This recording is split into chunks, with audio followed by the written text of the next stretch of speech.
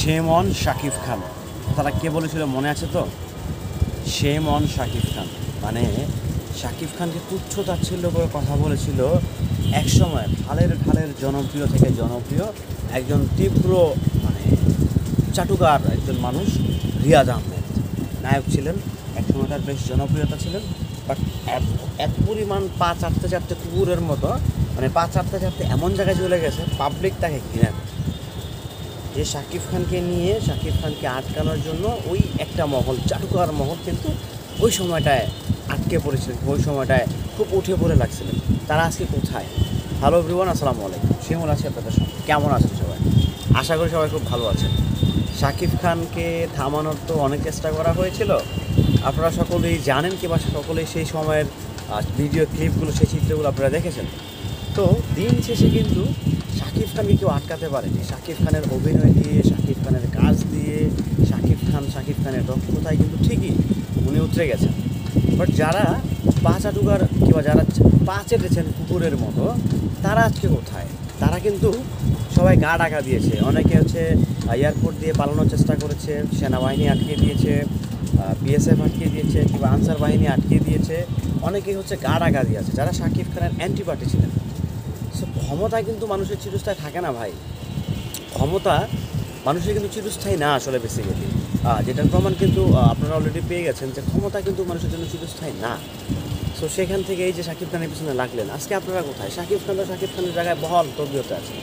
মানে এই লোকটাকে কেউ আটকাতে পারে নাই, এখনও কেউ আটকাতে পারবে না, কারণ শাকিব খান কোনো দলের সাপোর্টার নয়। অনেকেই বলছেন যে শাকিব খান আওয়ামী লীগের সাপোর্টার, শাকিব খান হচ্ছে আওয়ামী লীগ করছেন, শাকিব খান আওয়ামী লীগকে মনে প্রাণে ভালোবাসেন, গোপালগঞ্জের ছেলে, হ্যাঁ, সব কিছু মিলিয়ে একটা ব্যাপার স্যাপার। বাট বাইরে সে যদি প্রকৃত অর্থে যদি আওয়ামী লীগ প্রেমী হতো, আমি বলবো না যে সে আওয়ামী লীগ প্রেমী কেন হলো না কিংবা কেন সে হবে। দেখেন, বাংলাদেশের প্রত্যেকেরই সংবিধান অনুযায়ী রাজনীতি করার অধিকার সবার রয়েছে। সে আওয়ামী লীগ হোক, বিএনপি হোক, জাতীয় পার্টি হোক, জামাত ইসলাম হোক, ইসলামী আন্দোলন হোক, আর হেফাজত হোক, হোয়াট এভার যেই হোক না কেন। বাট তারপরেও কিন্তু মানে পা চাটার একটা সিস্টেম থাকে। পা চাটার মানে এটা কিন্তু বোঝা যায়, যাকে তেল মারতেছে সেও কিন্তু টের পায় যে কিন্তু আমার তেল মারতেছে। সো ওইরকম তেল মারার কোনো দরকার নেই। দেখেন, এই যে তেল মারতে গিয়ে নিজের ক্যারিয়ার তো খাইছেন আপনারা, যারা তেল মারছেন, যারা অতিরঞ্জিত হয়ে তেল মারতে মারতে যে নিজেকে ভাবছেন মন্ত্রিত্ব নেবেন, এমপিত্ব লাভ করবেন কিংবা বড় একটা পদ হাঁকিয়ে নেবেন। বাট আপনাদেরকে কিন্তু বৃদ্ধাঙ্গুল দিয়েও গণছে না এখন তো দেশের মানুষ। আপনাদের কোনো ভক্ত নাই, আপনারা ভক্ত শূন্য হয়ে গেছেন। শাকিব খান কিন্তু শাকিব খানের জায়গায় একদম পরিপূর্ণভাবে এই লোকটা বহল আছে।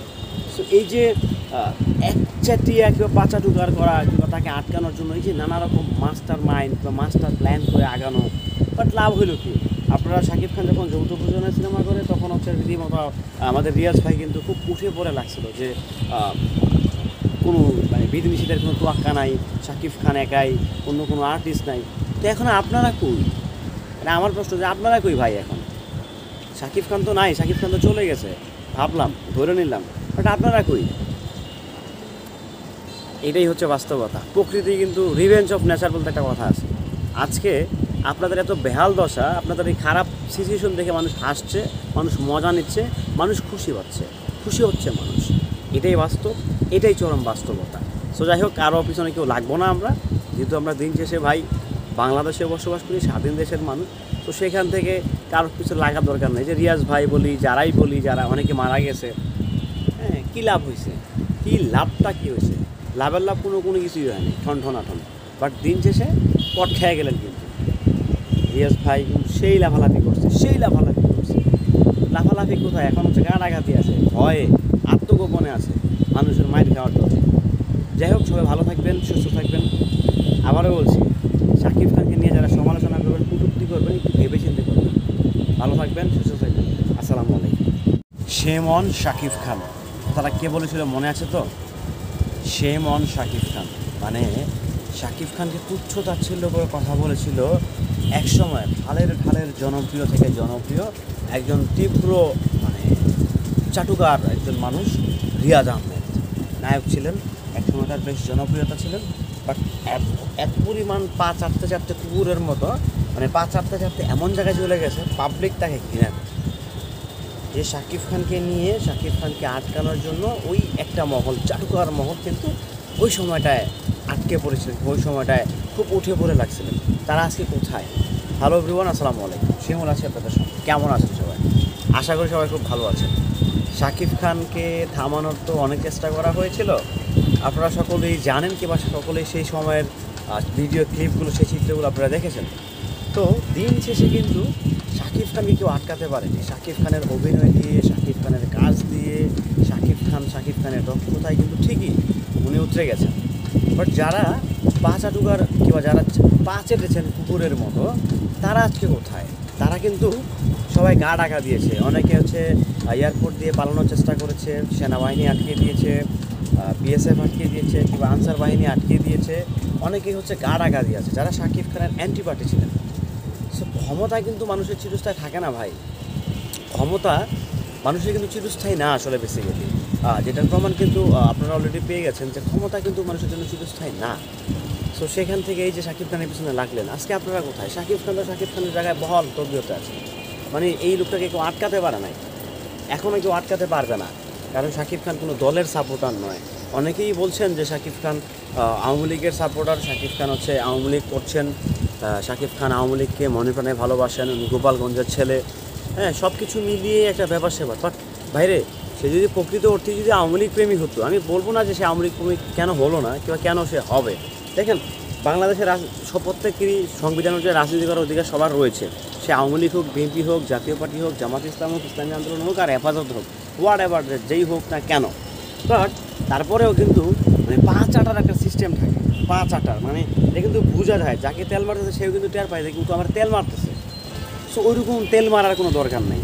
দেখেন, এই যে তেল মারতে গিয়ে নিজের ক্যারিয়ার তো খাইছেন আপনারা, যারা তেল মারছেন, যারা অতিরঞ্জিত হয়ে তেল মারতে মারতে যে নিজেকে ভাবছেন মন্ত্রিত্ব নেবেন, এমপিত্ব লাভ করবেন, কিংবা বড় একটা পদ হাঁকিয়ে নেবেন। বাট আপনাদেরকে কিন্তু মানে বৃদ্ধাঙ্গুল দিয়েও গঞ্ছা না। এখন তো দেশের মানুষ, আপনাদের কোনো ভক্ত নাই, আপনারা ভক্ত শূন্য হয়ে গেছেন। শাকিব খান কিন্তু শাকিব খানের জায়গায় একদম পরিপূর্ণভাবে এই লোকটা বহাল আছে। সো এই যে একচাটিয়া কিংবা পাচাটুকার করা কিংবা তাকে আটকানোর জন্য এই যে নানা রকম মাস্টার মাইন্ড বা মাস্টার প্ল্যান করে আগানো, বাট লাভ হইল কি? আপনারা শাকিব খান যখন যৌথ প্রযোজনায় সিনেমা করে, তখন হচ্ছে রীতিমতো আমাদের রিয়াজ ভাই কিন্তু খুব উঠে পড়ে লাগছিল যে কোনো মানে বিধিনিষেধের কোনো তোয়াক্কা নাই, শাকিব খান একাই, অন্য কোনো আর্টিস্ট নাই। তো এখন আপনারা কই? এটা আমার প্রশ্ন যে আপনারা কই ভাই? এখন শাকিব খান তো নাই, শাকিব খান তো চলে গেছে, ভাবলাম ধরে নিলাম, বাট আপনারা কই?